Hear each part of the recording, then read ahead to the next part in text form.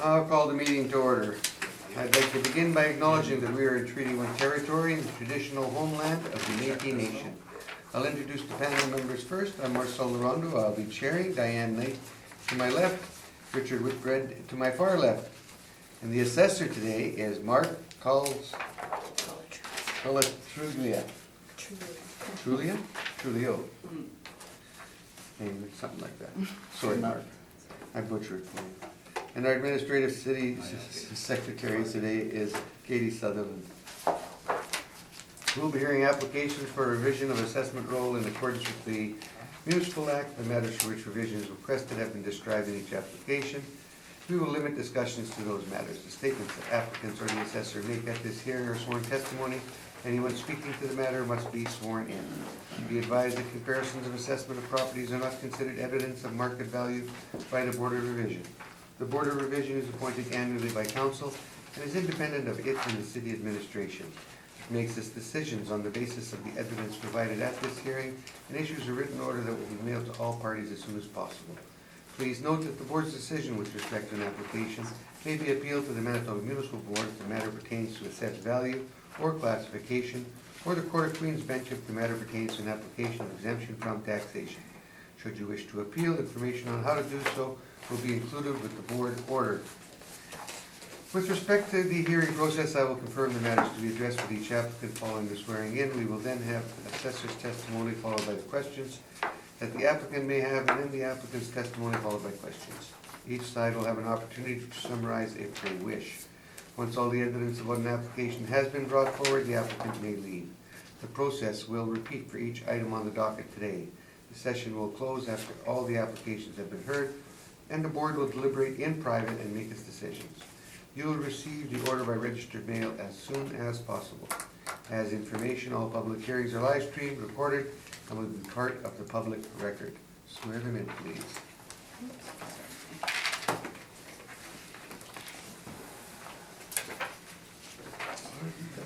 Do you affirm? All affirmative.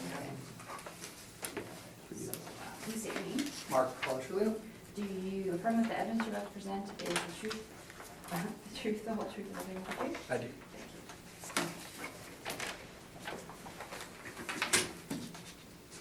Please state your name. Rocky Newfield. Do you affirm that the evidence you're about to present is the truth, the whole truth, and nothing but the truth? Thank you. You're swearing in the boys? That's fine. No? Okay. Just don't ask me questions. 133 Marion Street, amount of assessed value. Mark, when you're ready. All right. File number 19-4517, the applicant is Colliers International. The roll number is 0609082200, and the address is 133 Marion Street. The owner is 507-4097 Manitoba Limited, and the roll year under appeal 2020 with an April 1st, 2018 reference date. The assessed value under appeal $390,000 with the classification of class code 60 and taxable. I do actually have a recommendation. I believe it's a joint recommendation for this file based on an adjusted NOI. The recommendation is to reduce the assessment to $345,000. Mr. Neufeld, you're good with that? Yes. Any questions from the panel members? No? Thank you very much. That'll conclude that matter. So, item 6 has been withdrawn. 6 is withdrawn.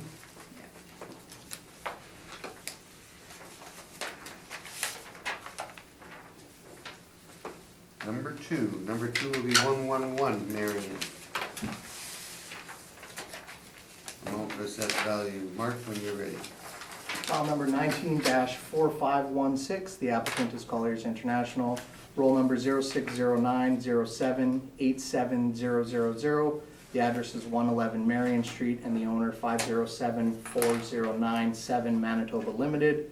Roll year under appeal 2020 with an April 1st, 2018 reference date. The assessed value under appeal $550,000, class code 60 taxable. I do have a recommendation as well on this file based on a increase to the capitalization rate to reduce the assessed value to $494,000. Mr. Newfeld, you're good with that? Sorry, this was 111? Yes.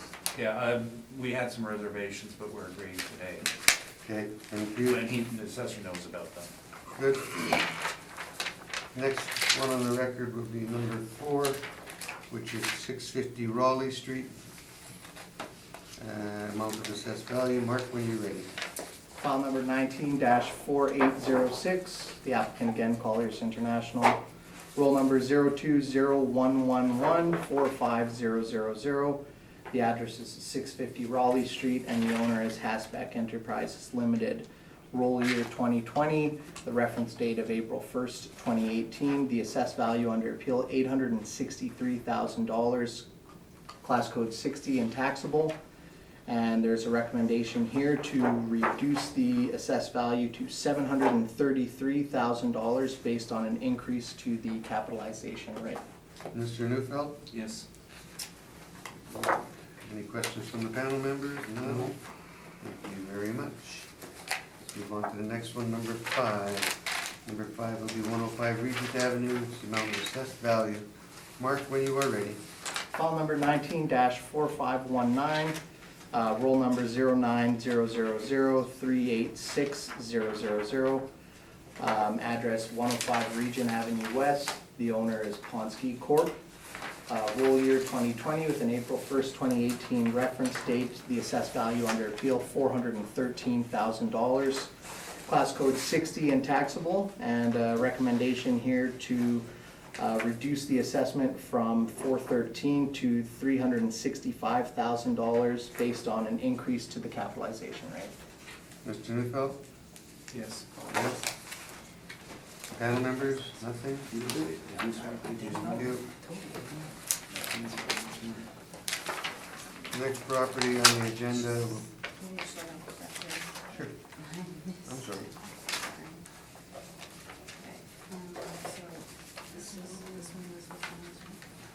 Hmm? This one here, the one I crossed out? Yeah. No, that's been pulled. Oh, We moved it to Friday.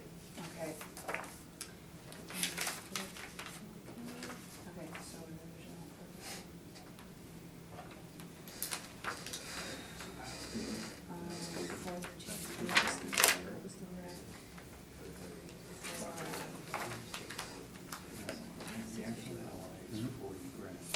Raleigh?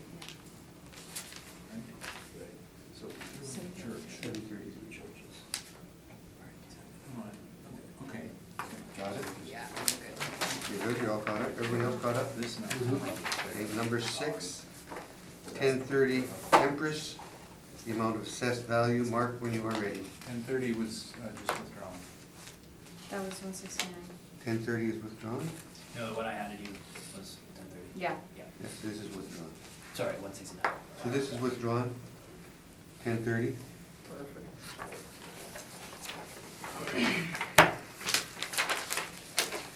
The next one is 2305 Portage Avenue. Assessed value. Mark, when you're ready. File number 19-507, the roll number 07569021300. The address is 2305 Portage Avenue. The owner is Crest Point Real Estate Rex Manitoba Incorporated. Roll year 2020 with an April 1st, 2018 reference date. The assessed value under appeal, $2,259,000. Class code 60 and taxable. I do have a recommendation on this file to reduce the 2020 assessment from $2,259,000 to $1,877,000. That's shown at the bottom of page 1 of the brief, and that's based on a reduction of the rental rates. Mr. Newfeld? Yes, we accept. Agreed. Panel members? No question. No questions? Okay, that'll conclude that matter. Already written down, you got the number? Yeah. That was that one. Now we're dealing with Albert Street already? That was It's quick. got Albert Street, 3 points. and on this one, we've got liability to taxation, amount of assessed value, and classification of property, is that correct? Mr. Newfeld? Yes. Okay, so we're going ahead with that. Yes. then Mr. Neufeld should go first, I guess, right? Because we got liability and- We can, I think we've already got an exemption on the church, so we can, we're fine withdrawing class and liability, or you can confirm it, whatever. Okay, we'll confirm the liability and class, confirm liability and classification. Okay. Whatever it is, because it's not written. 1640 institution. Okay, and so we'll go just the amount of assessed value. Mark, when you are ready. File number 19-4456, the roll number 13060874000. The address is 75 Albert Street and the owner is Canadian Midwest Dist of Christian and Missionary. Roll year 2020 with an April 1st, 2018 reference date. $1,078,000 for the class code 60 and taxable portion, and $352,000 for the class code 40 institutional and exempt portion, for a total assessed value at $1,430,000. I do have a recommendation for this property. I don't have it in the brief, but I did bring a workup with me if you guys would like. I've got 6 copies. Sure. You can just pass it down, that's for sure.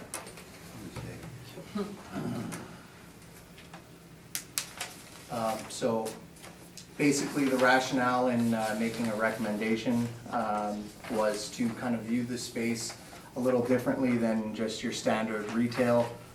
In the Exchange District, you do see a lot of office buildings, office usage. So what we've done here is we've matched the vacancy that you would see for the model if this was classified as an OFD. And the cap rate was matched on both portions of the building. So for the exempt portion, it was increased a point. So the resulting values are for the class code 60, you'll see on the back of the workup provided there,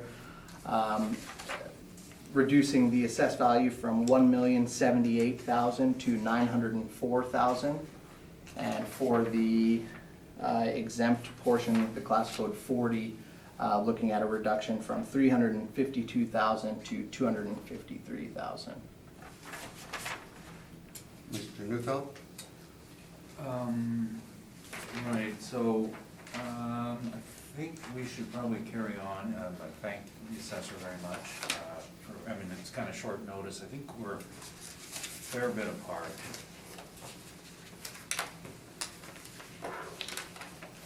So if you will continue on with the brief, page 2, you'll see that the owner has responded to both of our requests for information. The last sale on file was October 9th of 2008 for $600,000. Flip to page 3, you'll see some of the rental comparables that I did use for this type of space. There's a range here between $10 upwards to $16.19. Again, trying to stick to retail rents kind of within the downtown area. Page 4, you'll see the original workup. That's been kind of changed with my recommendation. You have that. You flip through to page 8, you'll see an aerial map view of the subject parcel. Page 9, some additional aerial photos. This property is located on the corner of Albert and McDermott with commercial rental space, CRUs fronting both Albert and McDermott. Page 10, some additional photos. You'll see on the top of page 10 on the right hand side, they do have a salon, a hair salon in there using the space.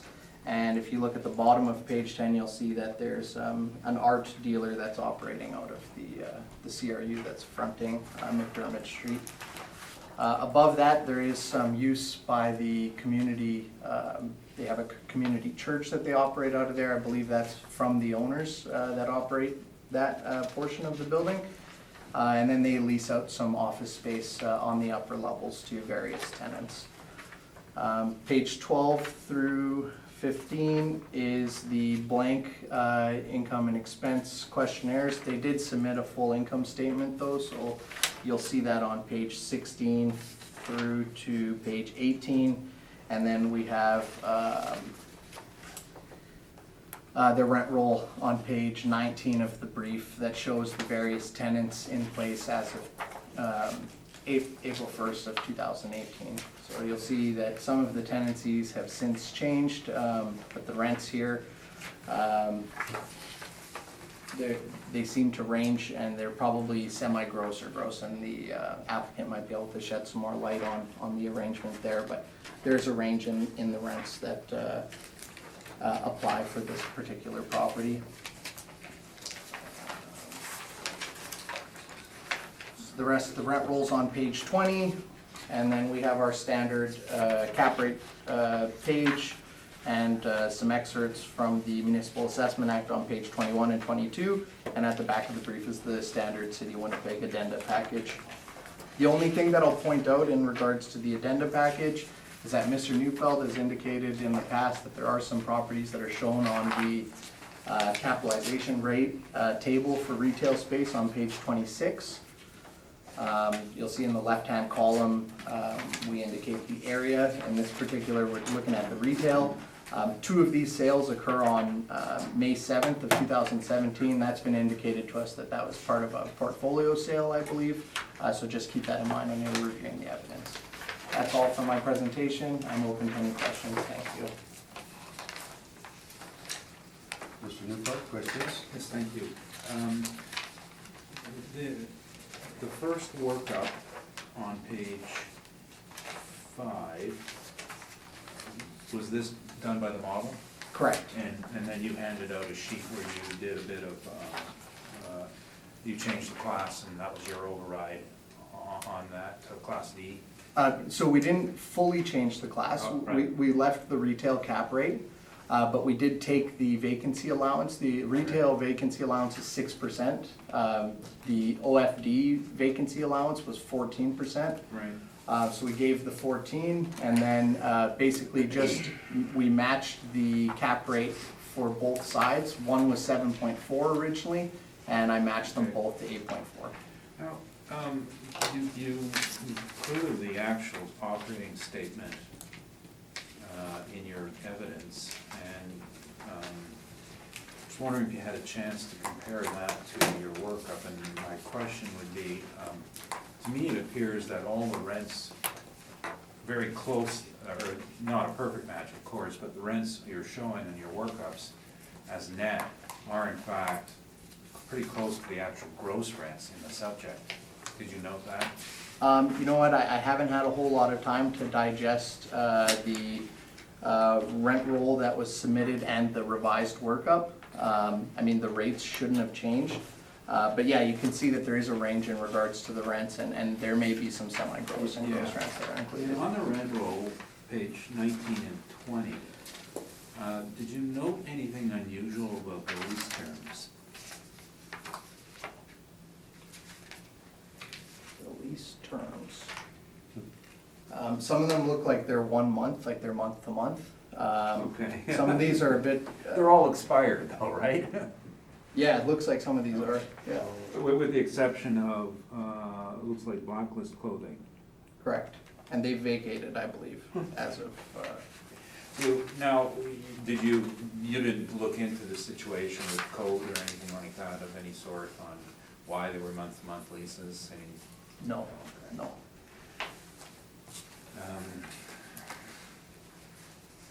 And at any point, did you have an opportunity to inspect? I did actually inspect this property, not for the purpose of this hearing, but there was some permits that were taken out. I guess they removed a freight elevator or some sort of elevator, replaced it with a stairwell. I did have a chance to walk through the building for the purposes of checking out that permit, but yeah, that would have been maybe a year or so ago, 6 months to a year, Okay. something like that. And does your model make any consideration for historical designation? No, I don't believe so. Thank you, those are my questions. Diane, any questions? No, sir. Richard? Nothing, thank you. And I have nothing at this time. Mr. Newfeld, on with your presentation. Yeah, we do. Right there. Okay. So this property is actually managed by Colliers, so the information I'm gonna present is not hearsay, it's directly from the horse's orifice.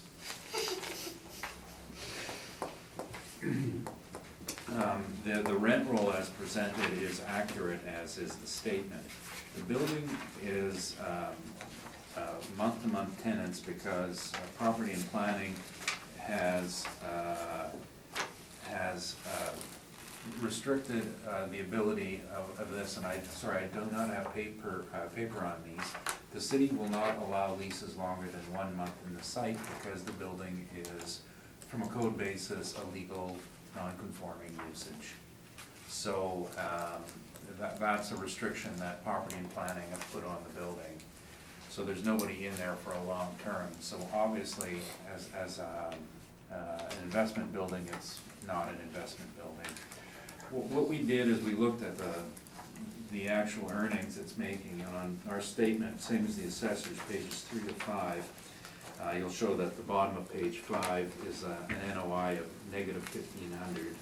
Once you put the loan payment back in and the mortgage principal interest back in, the NOI is about $40,000, and that includes a vacancy on page 3. This is the type of statement that puts in the red asphalt and then subtracts the vacancy, and you can see that the vacancies are spread throughout the building, but on page 6, there's 4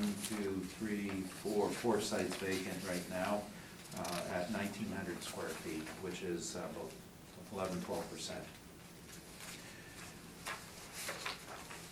Taking that into consideration, I'm making a small change here because on this workup, our NOI worked out to $48,820, but that was on the basis that there's some income attributable to the church at $3 a foot.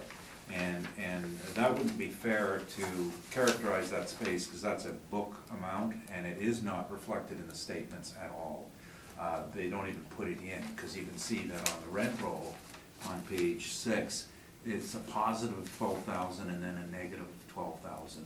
So that number doesn't show up on this income statement.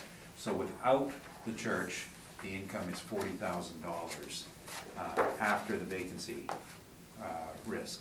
So all I'm gonna suggest here is that our value for the taxable portion will just treat our little workup. We know the actual NI is a little over 40,000.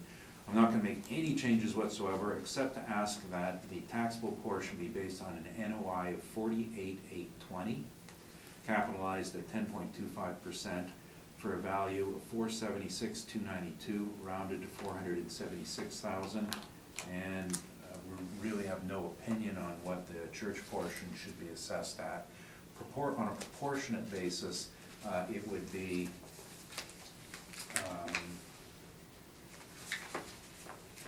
I don't have a calculator with me, but it would be, He's got it at 253. yeah, that's fine, that doesn't, it's irrelevant, what it is, it could be $1 million. But that's the actual income, and the cap reasons why, of course, is we do have a restriction, and now my information came directly from our property manager, Brian Bowles, and who is managing it for the church group, and this is as much as we can do. It's also on historical designation, so even if they spent work on it, the historical may not necessarily approve this work because it's just another issue of restriction, and page 10 details what must be protected. Cornice facade, display windows, party walls, feature windows, interior, all elements of ornamental tin ceiling, cast iron post, the cage elevator, vault doors with applied imagery, original hallway wood. makes it awfully difficult to market. Now alternatively, in rebuttal, we did, give you an idea of what these properties really sell for. This is the direct comparison approach, and on a property like this, that's usually how we'll transact in the market. I think with the restrictions put on it, on our tenancies, that it'd be very difficult to call this an investment building, and so what we did is we brought a number of sales of buildings in older buildings in and around the neighborhood, the list is, there's 6 buildings ranging in price from, or sale price from $5.64 a square foot up to $26.07 a square foot. So the value I'm suggesting, which would be, say, even with the church in it, which is 41, so 25% of the building is church, so you gross up to 476, it'd be another 100 and what's that? 160,000. So it would be roughly 633,000 divided by 17, which is going to get you about a little under $40 a foot. So our value is a bit on the high side because the highest sale of buildings like this is $26 a foot.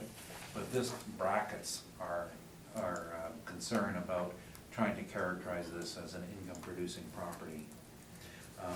So a grossing back up the church back into it, which like I said, you just multiply the value we're looking at, 476 by 4/3, would be 160,000 for the church and 476,000 for the rest of the building, which is a total of 636,000, which is fairly comparable to the sale price. And you know, a building that's been around 115 years, you can look at an old sale because not much has changed in the last decade for this. This is not a market reactive property. This is a fixed in time property. So the actual income would suggest a total value of 636,000, of which 476,000 is taxable and 160,000 is exempt church. Thank you, that's my presentation. Mark? I do have a few questions. Are you aware of the work, the extent of the work that was done? My understanding is they did do some exterior work on the facade as well as some interior work. As of the date of this preparation, we were still under building code restrictions for the lease situation. So I think work on a building like this is ongoing. Okay. The other question was in regards to some of the retail space. So I noticed that on the front page of the original brief, there was 1,392 square feet assigned to the clothing store Correct. at $14. It looks like you used the actual rent there? Yeah, yes. So that was a net lease, or? Yeah, well, on page 6, you can see they recover taxes and utilities. Okay, They do not recover, so actually that is not a net lease because the repair and maintenance are not recovered. And the repair and maintenance would be 29, 33, 55, $65,000, or roughly $4 a square foot. So the actual net's probably gonna come out about $10 a foot on that. When I went through this just now, I started at the end of the statement and then looked back and took out mortgage interest and loan payments. And that works out to an NOI of 40,000, and arguably, whether or not we look at the landlord's work or leasing commissions or not, we were at 48,000, so I don't wanna have that argument. Yep. You can have it. No. It's making, no matter how anyone looks at it, it's not making more than 48,000 on the taxable portions. Okay, and then the other question was just in regard to If you're looking at the rent roll, the warehouse artworks tenant there, Yeah, they pay, it looks like a significantly higher rent. 2273, but they're not paying taxes, and their recovery is 61 cents. Okay. So they're not paying taxes Now, or in utilities. the workup though, that's included in the office Well- area, or is that? This particular workup here yeah, that one would have been lumped in together with the offices, because, At the $4.31? right, because some of these things are paying $7 a foot, and they're probably netting out at 3. Again, the reason I was using the 48,820 is because the actual statement includes a lot of this is a gross building, right? And doing a conversion from gross leases to net leases, then trying to do your valuation on that is horribly inaccurate. With a gross lease, you just go to the end of the story, you know, the final chapter, and then you read backwards. And that's what I would do. And then I would look through here for expenses that don't belong. And I know they're paying management fees, because we get to bill them. And the rest of these costs, and you mentioned about the work they've done, and $5,000 isn't a lot of work. And they would be reporting capital expenditures within these statements as well? I or- see nothing in here that would remotely resemble a capital. The only one here that seems to be on the high side is this fire safety R&M inspection at $16,000. To me, that seems a bit on the high side, but I haven't been in the building to see the depth. I have seen buildings of this era where PP&D have, let me just check something here. Yeah, you know what? Part of the protected area are parts of the fire escape, the old metal fire escape. And in this era, what they had are doors with fusible links for fire doors, and a lot of pulley-driven equipment for closing doors, and if it's protected, then the 16,000 is probably about the right number for having someone come out and replace the fusible links and testing and replacing cables and things like that. And for some stupid reason, and I say stupid, I really mean stupid, for some stupid reason, our historical department protects these antiquated fire escape devices. They still work, but they could be replaced with modern systems, and they're not as pretty, and they would cost the owner a lot less money. Okay. And then the only other question that I have is just in regard to the income statement. They show some free rent, $11,000. No, that's the free rent? Yeah, it shows less vacancy and free rent. Oh, yeah, I 11,000. think one of those is the church and the other is the vacancy and the rent. So they've taken it out already, and that's fine, they take it out. That belongs to the church portion. Now, that's owner occupied, correct? Well, yeah, the statement is created as full, 171,000 gross. That's what the rent is. And this is the type of statement that then takes out, puts the vacancy back in later. So this is how you would normally see statements prepared at most professional property managers. There are some who won't even declare the income, they'll simply give you a net number. They'll give you, take off 22,000 and declare 149,000 as the income. This one just makes it very clear so that you can see where you're losing your money. Okay, and then just, just to the comment about the month-to-month restriction placed on the property by PP&D, how were they able to sign this blacklist? Like, was that specific? Main floor. Oh, okay, so the main floor Yeah. was given a waive on that restriction? Yeah, it's kind of common, and I don't want to speak to this building, because if I open my mouth and say anything about it, maybe it comes down hard on it. But I was dealing with 138 Portage a while back, and that's the one that had the fire. And what PP&D did in that case is, as the tenant vacated, they shut the floor down one by one. That building had a more severe problem. But the main floor was always able, because the issue in that building had to do with width of the fire escapes. They weren't too wide. I don't know what the issue is here. All I know is that we have it on record from PP&D that you don't hand out long leases. Okay, and that's in the brief here somewhere? Well, I was looking for some documentation to provide you, and also something on the clerk's site. So all I have is the statement of our property manager, and regardless of that, take that whole factor, and if you care to disregard it, that's fine. But our vacancy is only 12%, and obviously the city now thinks it could be closer to 16%.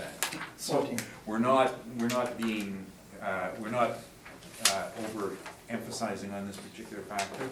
And as far as the cap goes, we'll bear it in mind, but a main problem with the cap is the ones we've designated here. It's just not getting any money. $3 is not good money. And it's got the historical designation, and it's a costly building to maintain.